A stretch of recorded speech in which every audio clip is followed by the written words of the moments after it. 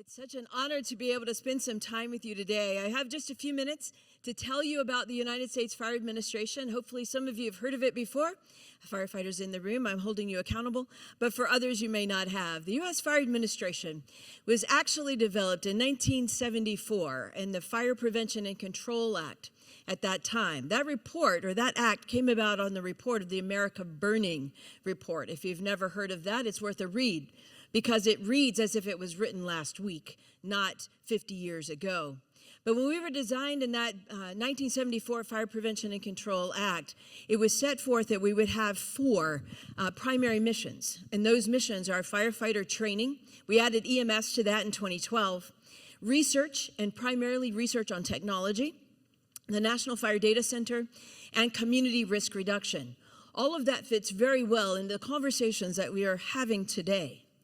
In addition to that, we are to hold an annual conference, a summit on fire prevention and control. And that summit, over the last 3 years, has come to be about the challenges around wildfire and the impact of climate, severe weather on the fire service itself, structure fire in urban communities, as well as firefighter health and safety, and of course, emerging technology like lithium-ion fire risk.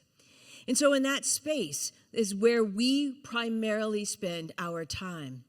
Part of that in wildfire, and where we're focused today, is understanding what is burning. You see, when we started and when I came in as the fire administrator, there was a lot of conversation around wildland fire. In fact, that's all Congress knew about, was wildland fire. And so consequently, everything that got funded was about the wildland. No one really talked about impact on community. No one used the words community conflagration or urban and suburban conflagration. You see, in Lahaina, it was not a wildland fire. It was a wildfire. And so our words matter.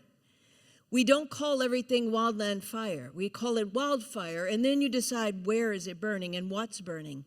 Because community conflagrations are very different. Structure-to-structure fire spread is different than vegetation burning. And so when we talk about that, one of the things that U.S. Fire Administration, we operate in Homeland Security and in FEMA. So we traveled there 48 hours after the Lahaina fire to see just how that fire might have burned. Understand the wind involvement, understand the fuel load, understand exactly what might have happened there that night, because this was a short-lived fire, actually, by all comparisons, and yet it was the most devastating we've had in over 100 years.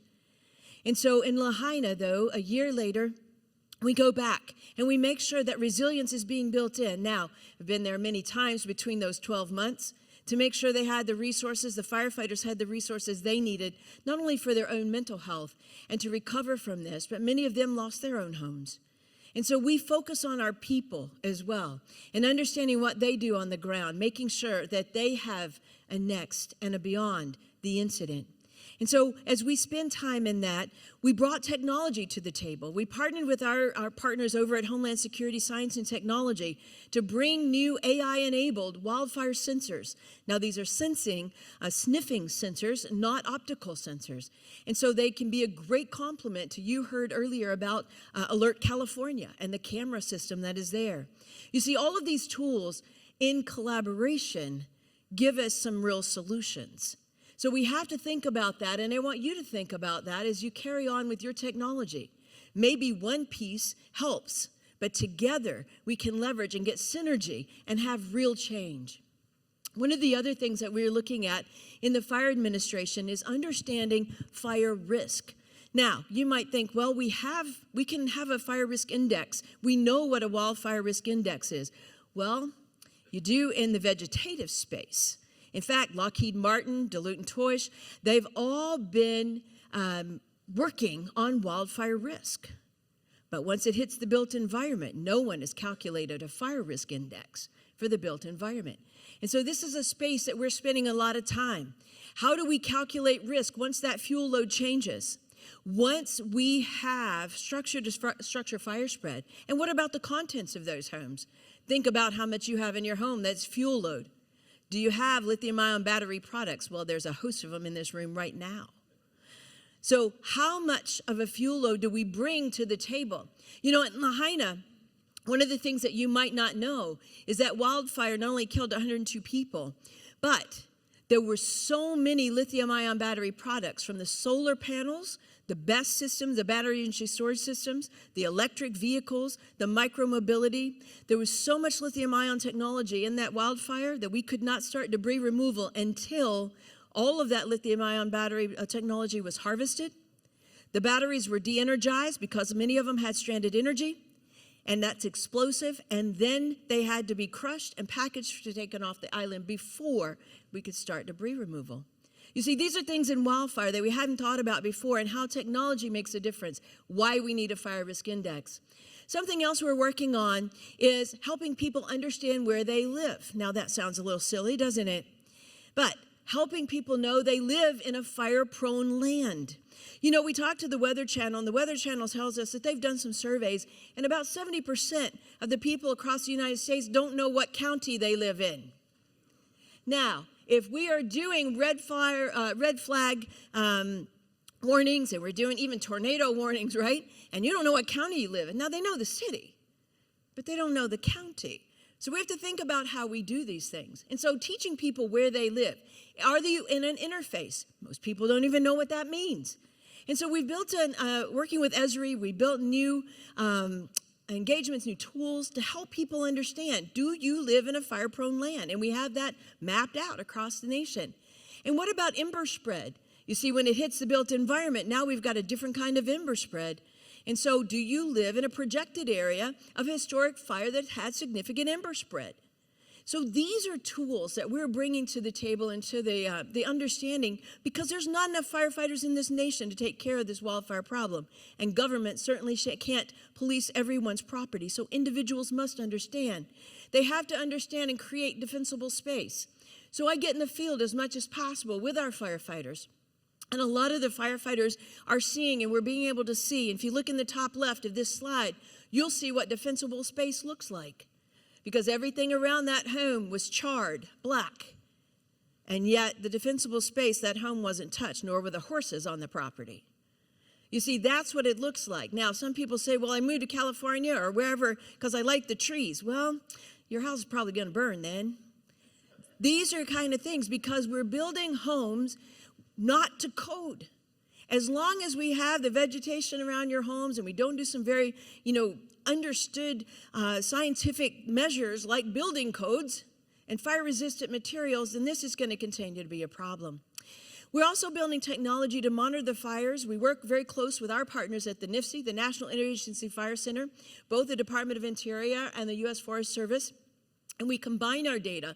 We overlay that with the FEMA FMAG grants, which are Fire Mitigation Assistance grants, which are awarded pre-disaster declaration.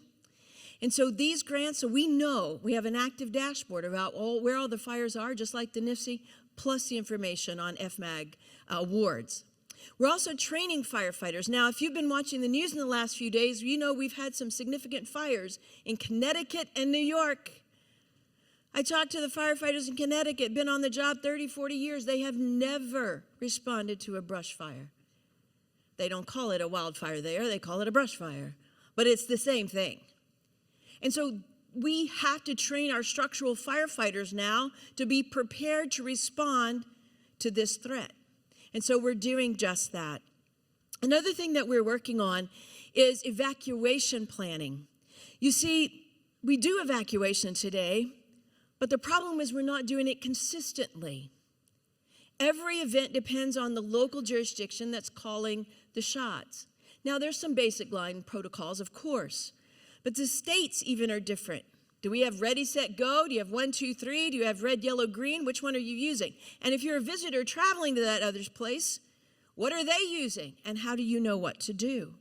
And then at the end of the day, if it's ready, set, go, where is go? Now, you got to meet Chief Fennessy earlier, and he really harps on that a lot. Where is go? You tell people to go. Well, in 2018, in Paradise, 85 people died on the road trying to get out because the fire burned across where their go was. We have to do better. We have to be able to tell people where is go. We have to be able to talk about these kinds of things in a consistent manner. And so another thing that we have to do is learn to work with our insurers, right?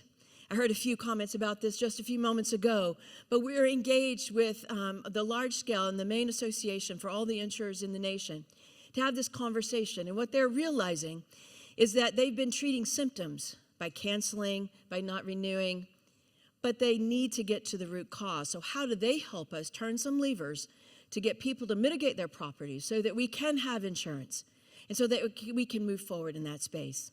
The last thing I want to share with you, I hope is even the most important from this presentation, and that is our new analytics platform called NERIS, the National Emergency Response Information System.